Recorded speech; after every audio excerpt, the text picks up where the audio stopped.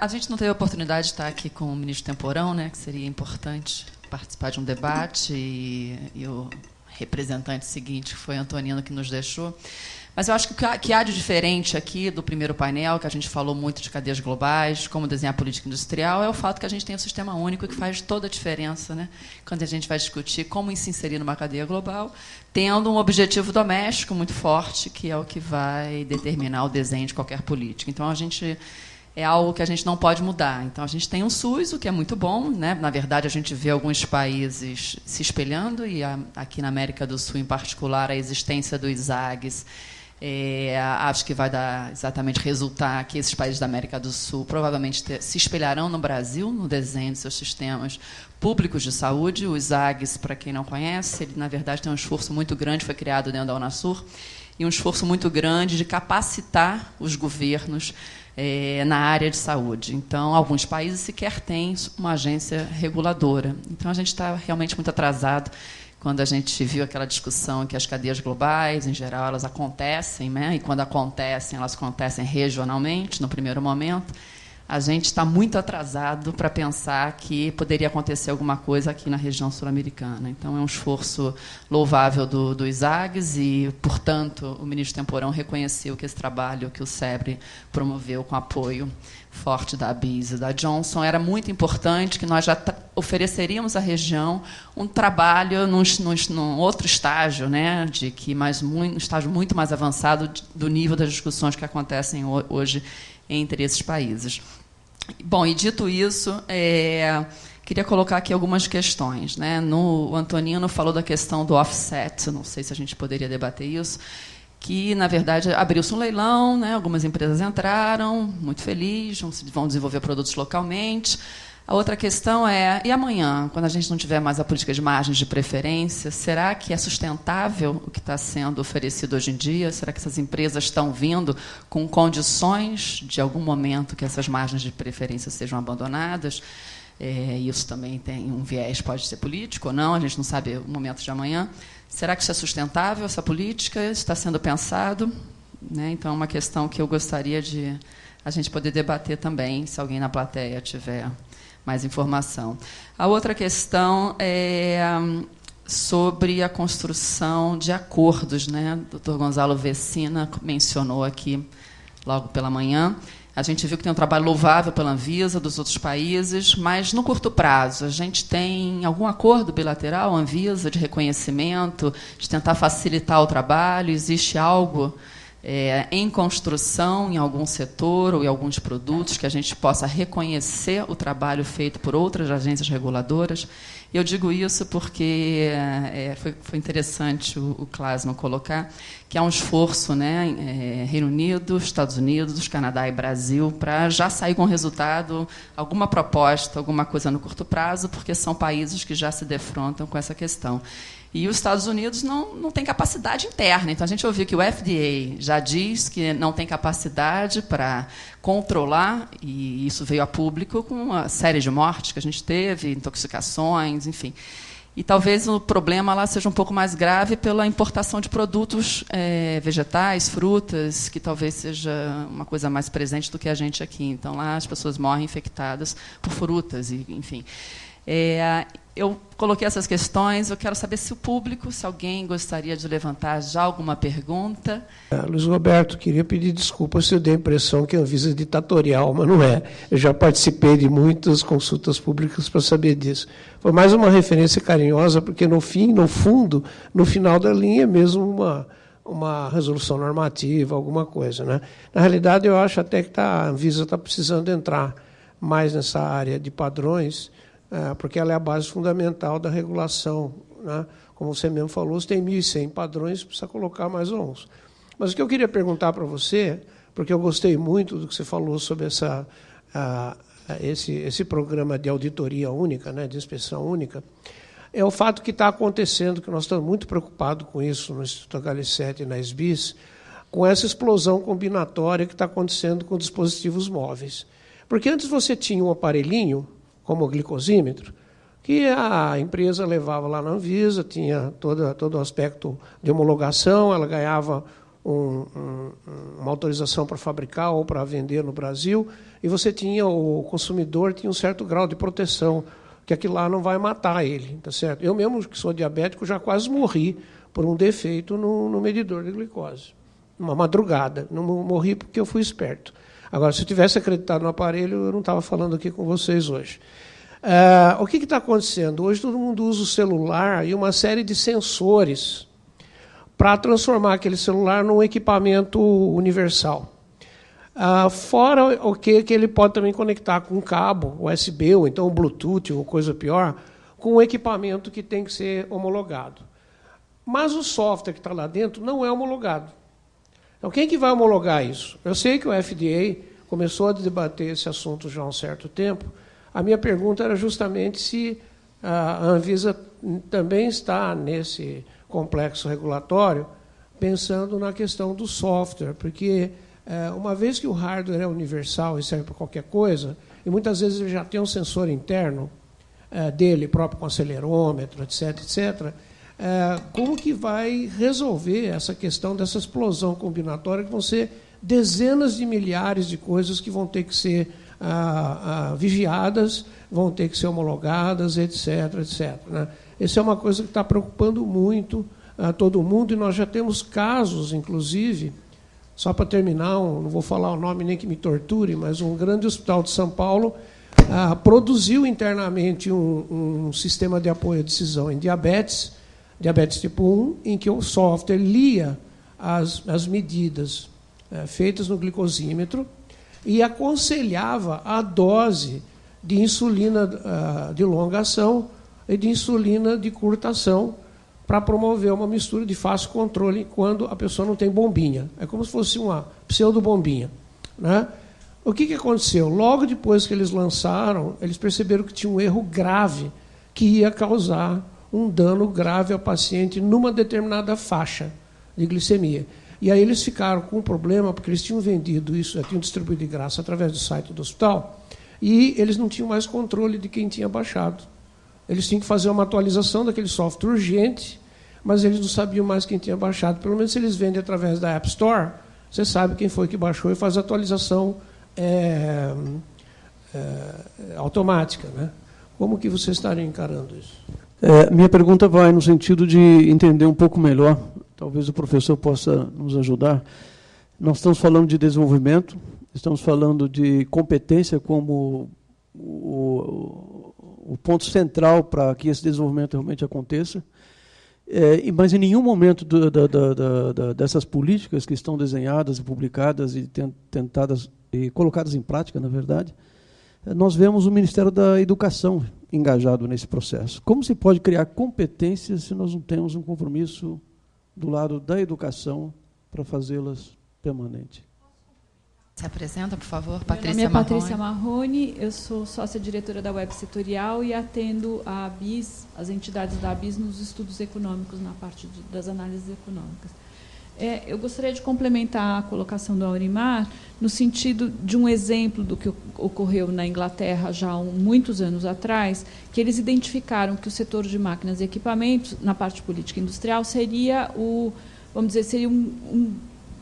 mercado excelente para que a Inglaterra atuasse. Só que eles constataram o fato de que a Inglaterra não teria economia de escala para desenvolver a área de máquina-ferramenta, que seria o principal nicho do setor de equipamentos, para poder desenvolver competitivamente aquele produto na Inglaterra em termos e poder distribuir isso globalmente, inclusive dentro da Europa.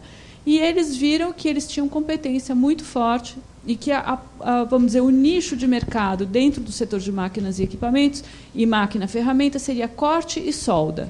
E eles andaram para trás na cadeia e viram que, para desenvolver corte e solda, eles teriam que ter bons físicos. Então, o que eles fizeram? Eles foram para as politécnicas, focaram em física ótica para mexer com corte e, se você olhar, uma série hoje em dia de acoplamentos a máquinas, eles são altamente competitivos e até na área da saúde se desenvolveram várias competências nessa área da física em ótica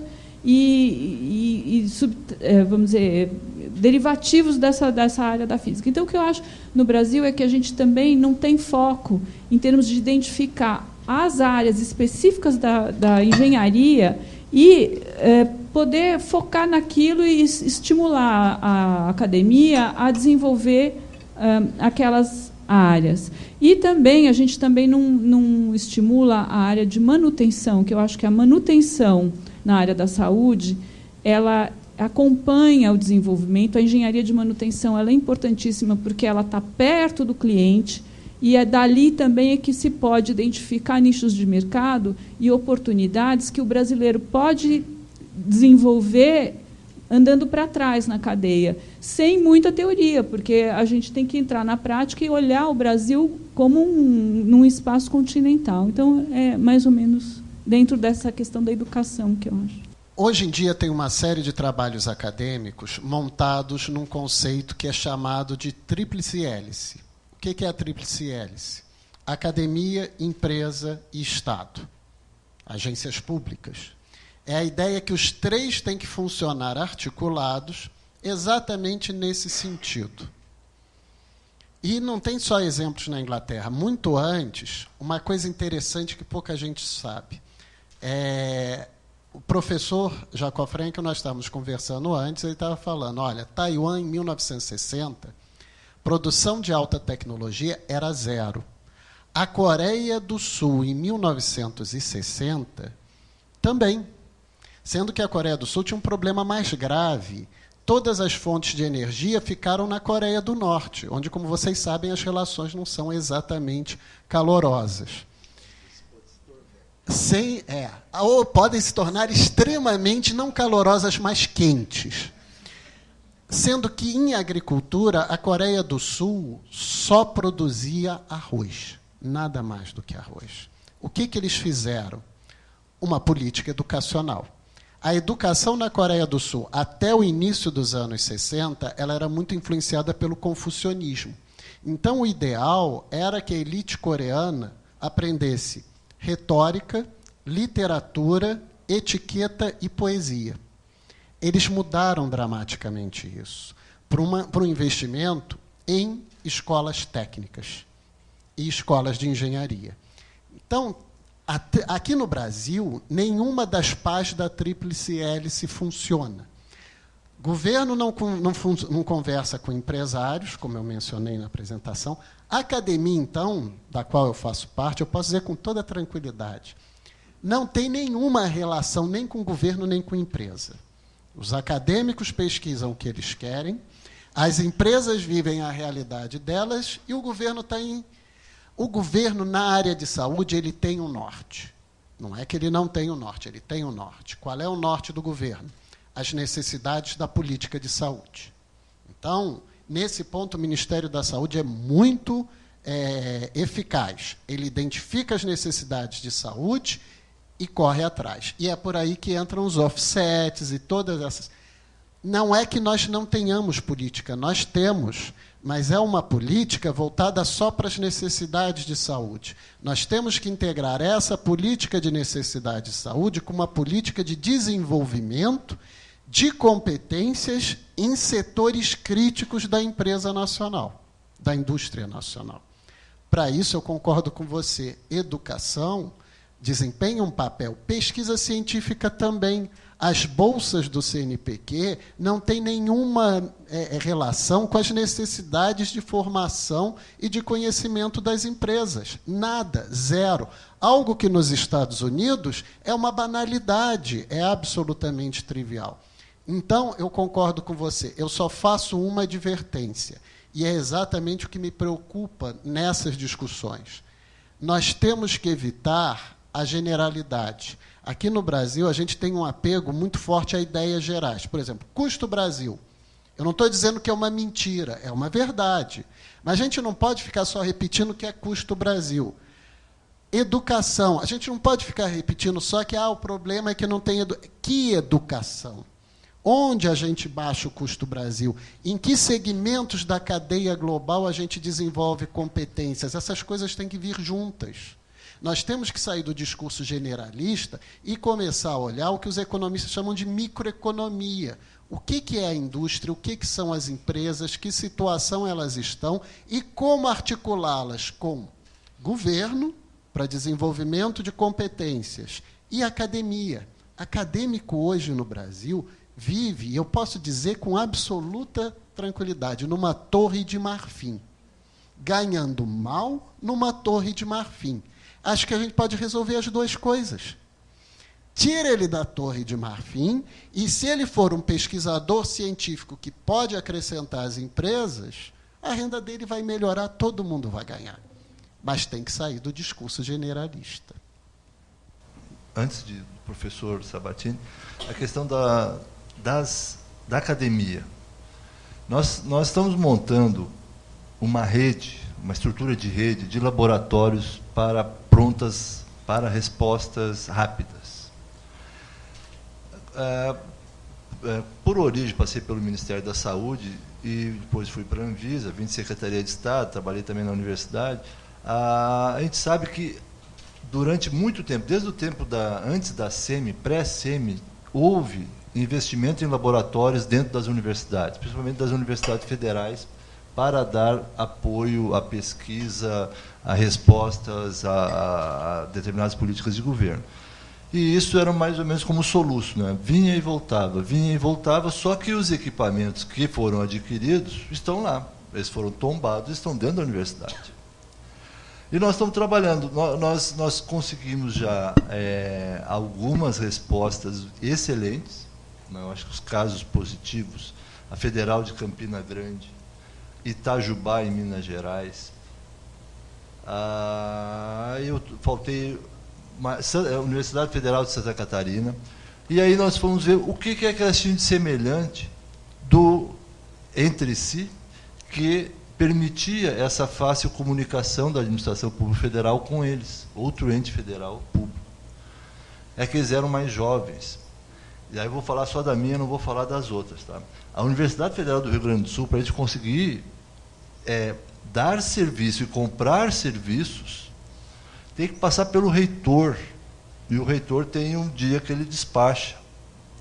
E para chegar no reitor, é mais fácil chegar... Hoje mas é difícil, porque passa em 50 departamentos, em não sei quantos carimbos, e depois vocês falam que a Anvisa é burocrática, vocês não tentaram trabalhar na universidade. É muito complicado. Então, e essas mais novas, que a gente está tendo experiência, eles estão lá. Por exemplo, Campina Grande tem 12 mestrandos e 6 doutorandos em cima de polímeros, que é uma encomenda da Anvisa, para que a gente não saia correndo atrás de prótese mamária, ou se dá problema na prótese ortopédica, na parte do polímero que reveste a prótese. O pessoal está trabalhando em Itajubá, está nos fazendo curso na área de radiologia, uma universidade pequenininha, que era uma escola técnica federal, muito boa. Então, a academia precisa mudar. Ela tem que estar inserida na sociedade. Né? E não é ilegal nem imoral, porque tem outros que estão. Né?